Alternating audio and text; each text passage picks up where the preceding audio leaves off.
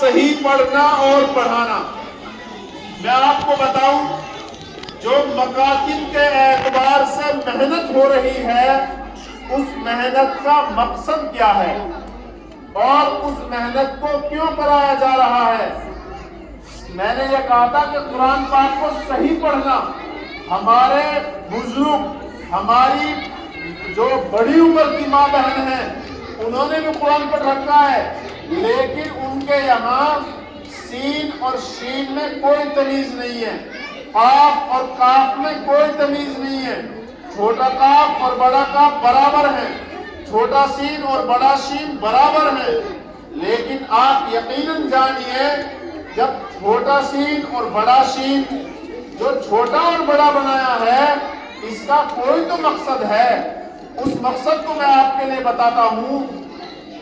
یہاں بہت سارے ماشاءاللہ علماء اکرام اور سمجھدار قسم کے آدمی ہیں اور آپ کو بچے بھی سمجھدار ہی ہیں. آن لائن دور چل رہا ہے, بڑے سمجھدار جو موبائل وغیرہ کے اندر ہم نہیں جانتے بچے جان رہے ہیں.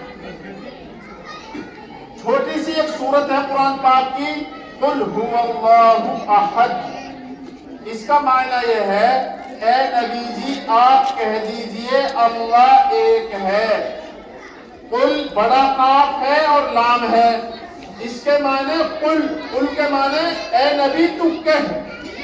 اور اگر اسی لفظ کو چھوٹے قاف سے ادا کیا ہم نے تو اس کی آواز ہوگی قل. قل کے معنی اے نبی کھاؤ, اے نبی کھاؤ. معنی بدل گئے. قل هو اللہ احد کے معنی تھا اے نبی کہہ دو اللہ ایک ہے, اور قل چھوٹے کاف سے اے نبی جی کھا لیجئے. معنی بدل گئے. اس وجہ سے محنت کرائی جاتی ہے کہ یہ چھوٹا کاف ہے یہ بڑا کاف ہے. اسی طریقے سے آپ ایک چھوٹی سی صورت ہے اذا جاء نصر اللہ, آپ کو بہت سب کو یاد ہوئی ہے کہ اس کا معنی ہے جب اللہ کی مدد آ گئی. جب اللہ کی مدد آ گئی تو نون صاد اور را ہے. نون صاد اور را کے معنی ہے مدد کرنا.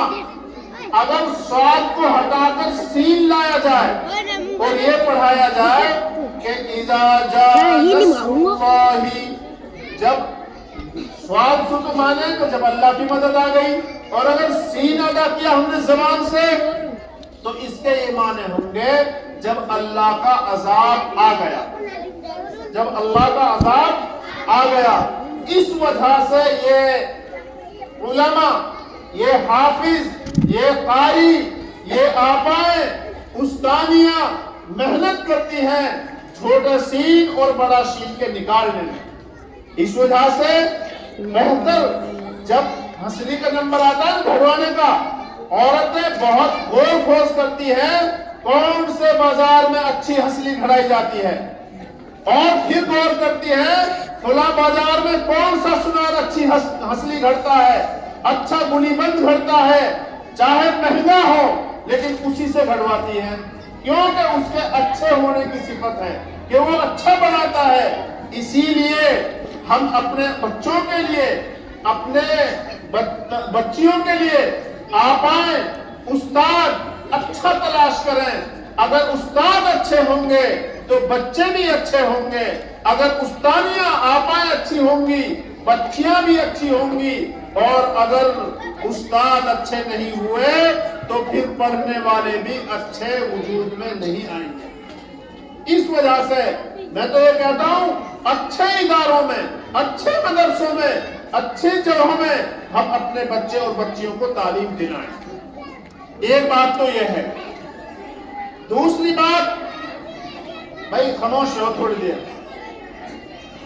دوسری بات یہ ہے آج میرا اور آپ کا زیادہ تر معاملہ ہماری ماں بہن بیٹیوں کے ہاتھ میں ہے. کوئی چودھری صاحب ایسا نہ جو کپڑا نے دھوتے ہوئے, کوئی حاجی جی ایسا نہ جو کپڑا اپنا خود دھوتے ہوئے.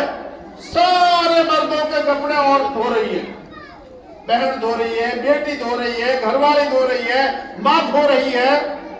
تو ظاہر سی بات ہے انہی کپڑوں کو جو ہماری مستورات نے دھلے ہیں انہی کپڑوں کو پہن کر ہم نماز پڑھ رہے ہیں۔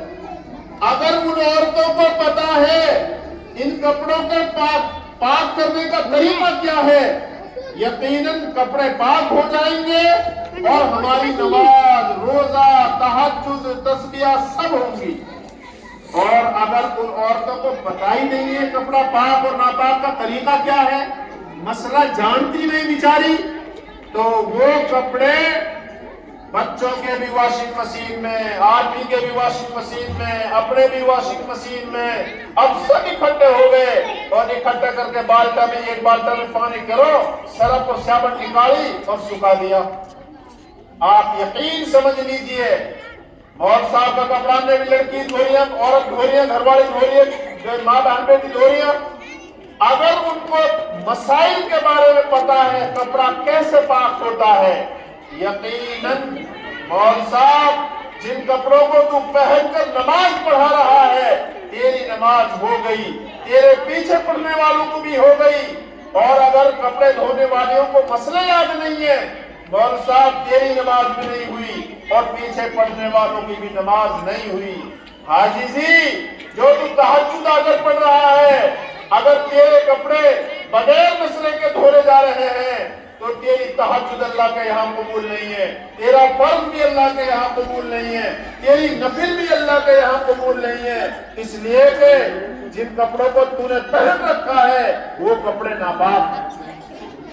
اور نماز کے لیے شرط اول ہے کپڑوں کا پاک ہونا، اس لیے ضروری ہے ہم اپنی بیٹیوں کو دینی تعلیم دیں اور مسائل کی تعلیم سکھائیں، عقائد کی تعلیم سکھائیں، تاکہ کپڑے پاک پہن سکیں، پاک دھل سکیں، کھانا بھی پاک بنایا جا سکے۔ ورنہ عام طور سے دیکھا جاتا ہے، ابھی تو گوبر پھینکتا ہے تھوڑی دیر پہلے ہی، اب روٹی کو تقاضا ہوگا، ایک آدھ پر ہاتھ دھوئے اور نکلی چوڑے اچھالنے لگی، ناخن میں گوبر گھسو پڑو، پوری طرح نکالو بھی نہ، اور روٹی جو پکا گئے آگے تقاضا بھی تو جنگل کو نیار لے کے آنا، لاؤ نہیں کر لیا، روٹی پکا کے نہیں دے گی، اور روٹی میں سب کن کو کھا رہا ہے۔